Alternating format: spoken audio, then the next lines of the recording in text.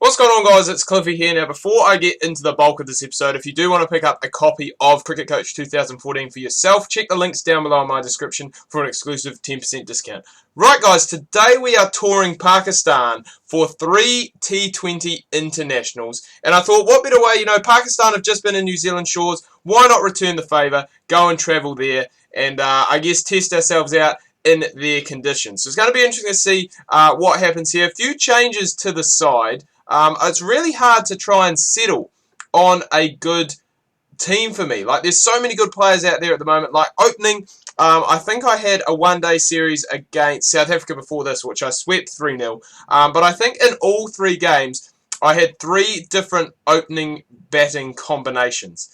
So it is really hard. Today, Devsich gets the nod just because we are playing in Pakistan. Obviously, there is going to be a little bit of turn. So he could become crucial with the ball later on in our bowling innings. So hopefully he scores with the bat for me. Crap. I just jinxed him. Absolutely jinxed him. He's actually on T20 debut today, but did fairly well. So we've obviously got Kane Williamson. Ross Taylor's playing today. We've also got Colin Munro, who has really made himself, I guess, a regular in the New Zealand T20 side now, thanks to a couple of dominating performances against both Pakistan and Sri Lanka. So hopefully he can go on fire today. Hopefully Marty Guptill can catch up on his run rate, and hopefully Kane Williamson can do a thing or two as well. So 73 for 1 after 10 overs. It's not the worst position to be in, but you really are going to hope now that with 9 wickets left in the shed, we can really fire in the second half of our innings and try and get things going. There's the 50 partnership. That's actually gone for 6 from Williamson. So he's going and doing his part. And a lot of spin being used here by Pakistan today. So whether that is going to be the difference between us, we've got obviously, we've got 5 fast bowlers in the side. We've got Neesham, I think Milne's playing today, Tim Southey, McClenaghan, and someone else. I can't quite remember. Maybe I've named them all there. Jimmy Neesham's in the side as well as the all-rounder. And it is going to be interesting to see, because if we do lose a couple of early wickets here, and we get down, I guess, to, with 4 overs left, lose those wickets, and we don't really have any hitters left, it is going to be interesting. But hopefully these two can bat through. If they could bat through the entire innings would be ideal. But if they could bat through and maybe bring Munro in for like the last 2 overs, I think that's where he could go and do some serious damage. Martin Guptill was slow at the start of his innings, but he has come back. He has scored 50 off 37 balls. 20th time in T20s he has passed 50 in 74 innings. That's a pretty good return. You'll definitely go and take that. So 4 overs left, 140 odd on the board. And we'll really at this stage probably be looking, I mean, that last over was actually quite a good one, but I was going to say probably looking at around 170, 180, I think, as a pass score. So hopefully Roscoe and Guppy can do that. Roscoe's just hit a big 6, absolutely massive 6, so that's what we need. There's a 50 partnership for them as well. Ross Taylor's really stood up and come out big in this game. So we're at that 170 mark, which is what we want. How many runs can we get off this last over? That is going to be the key. I mean, hopefully, as I said, we can get to that 180. We're at 179 already, and Ross Taylor is just having an absolute field day out here. Last ball, he did need a 6 to go past his 50, but a very good effort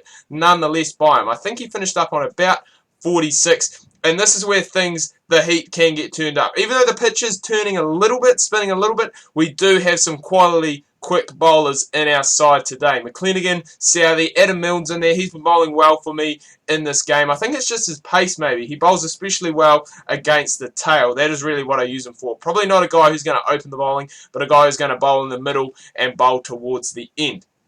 Southey is just doing what he does best. He's just picking up wickets. He is absolutely incredible for me in this game. Mitch McClenaghan's getting a bit old. Well, he's getting on now when it comes to age. So, I mean, he won't be around for too much longer, especially after today. He's been absolutely hammered. And we'll bring in Bracewell now. So we've got Bracewell and Neesham. As I said, Devsich is in there if we do need him in the middle. And we also have Jimmy Neesham. So between Williamson, Devsich, and Neesham, we need to kind of get 8 overs out of them. So that should be easy enough to do. 8 overs or 4 overs? No, just 4 overs out of them, not 8. What am I talking about? But I don't think it is really going to matter. The frontline quicks seem to be going and getting the job done today. They have been expensive. Obviously, Bracewell's gone for 14 in his first over. McClenaghan's gone for 23 in 2 overs. So hopefully Jimmy Niche can bring it back. He's a guy who's very valuable in this side. I'd probably say more for his seam bowling ability rather than his batting. His batting hasn't really taken off in this game like it has. Well, I guess in real life he's considered a guy who probably can do a bit of both and is fairly solid at doing a bit of both. So Williamson in ahead of Defcich. I'm going to give Defcich a bowl just because we can and see how he gets on. Remember, he is on debut. If he did pick up a wicket, that's going to be huge. Absolutely huge for us. But we'll bring in Milne. We'll bring in the pace, the absolute speedster, and hopefully he can go and pick it up. Because at the moment, Pakistan, they're keeping up with the required run rate quite nicely. So we are going to have to go and try and, I guess, slow them down sooner rather than later. Wickets in hand are going to be an issue. Obviously, 5 down at this stage. Make that 6 down as Jimmy Niche does it again. Picks me up another wicket. That's what we like to see. But yeah, wickets in hand obviously are going to be a bit of an issue. Adam Milne's average in this form of the game is absolutely terrible. 150. Doesn't often pick up wickets, but he is a guy who... I guess this discussion's been thrown around. Like, I remember watching the commentary of one of the New Zealand-Pakistan one day as Adam Milne was playing, and a lot of people were saying, why is Adam Milne playing? His average is, you know, so much higher than all the other bowlers going around. And I think it's one of those things, when Adam Milne plays, because of his pace, he puts pressure and I guess speeds up the batsman, and he really does help the other players. He really does help the other bowlers who are bowling obviously down their end. I guess that's a way to explain it. He really is a team bowler. He's a guy who will help get wickets for his other bowlers, just because I guess his pace and I guess that's it. Just his pace and obviously his accuracy has increased quite a lot recently.